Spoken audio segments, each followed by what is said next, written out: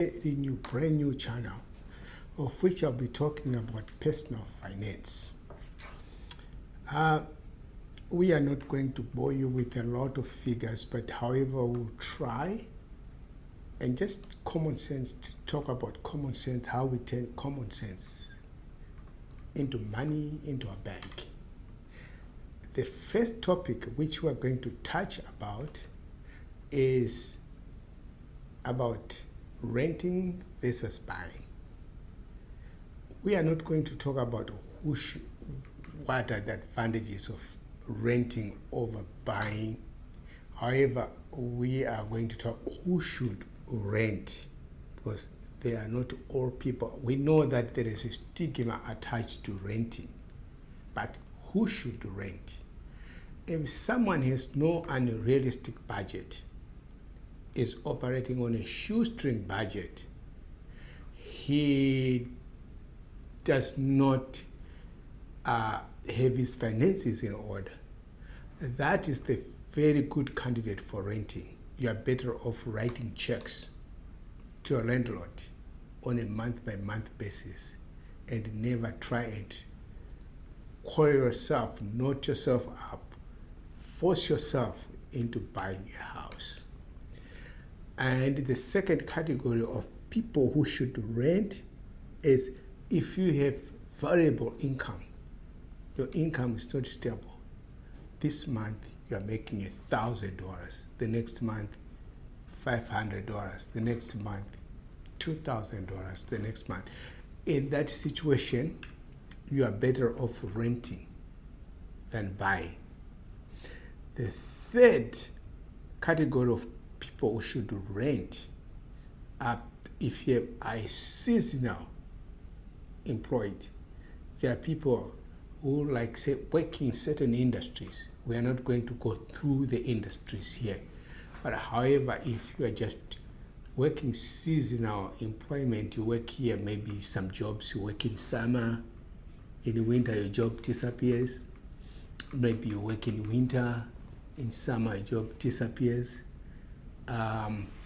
In that case, we suggest that you should rent.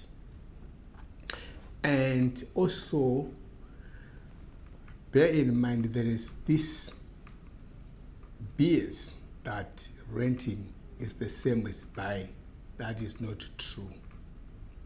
That is a myth. There is a myth that renting is the same as buying. If you are renting, the landlord takes care of your maintenance. However, if you are in your own house, you should have a budget for maintenance or the skills to do maintenance on your own. So if you don't have enough money put aside for the maintenance, renting will be your option. You are better off writing a check to your landlord and forget about it. If there is any breakdown, you call your landlord.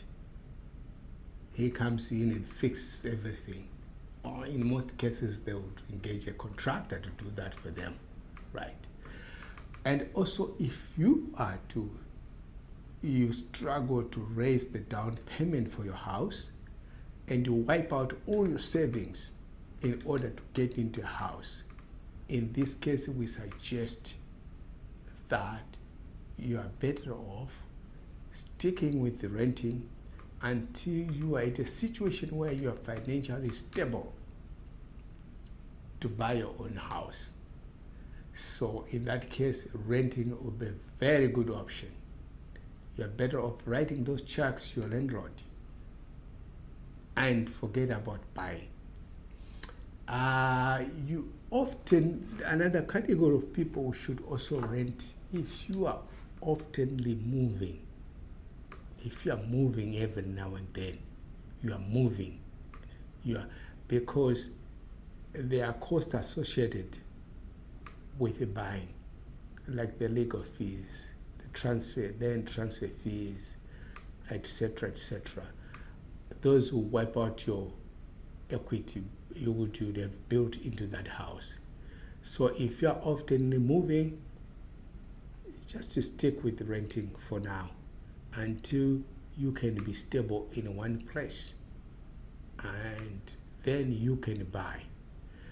And also another category of people who should rent are if you cannot afford to buy a house in the area you live.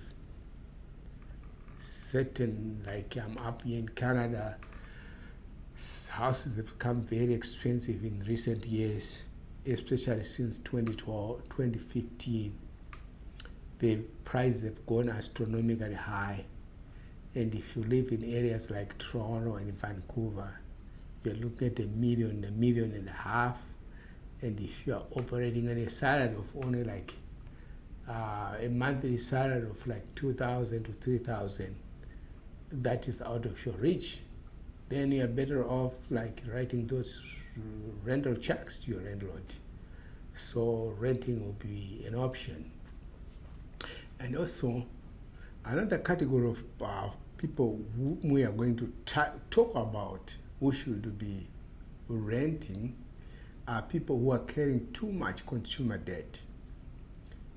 Those credit card debt, line of credit debt, those, if you are in this category, please clean up your mess before you can move into your own house.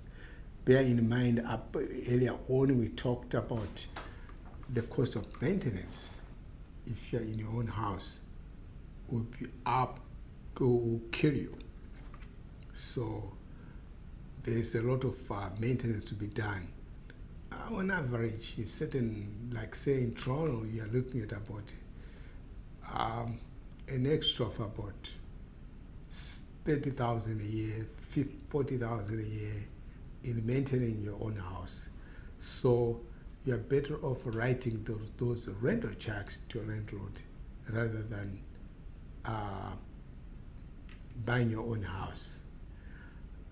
If you are also the other category which we are going to talk about, if you are not financially responsible, you can't stick to your budget, you can't pay your credit cards on time, you can't pay your bills on time. All those, if you are not financially responsible, stay renting until you can teach yourself how to take care of your finances. This is where we recommend you that continue renting until such a time you are able to buy your own house. So we know that there is a stigma attached to renting. We know that if you buy, you build equity. But if you follow in these categories, for now, we are suggesting that please rent until such a time you are able to buy. So renting is not a bad for anyone. Renting is not bad for anyone. It is good for those who can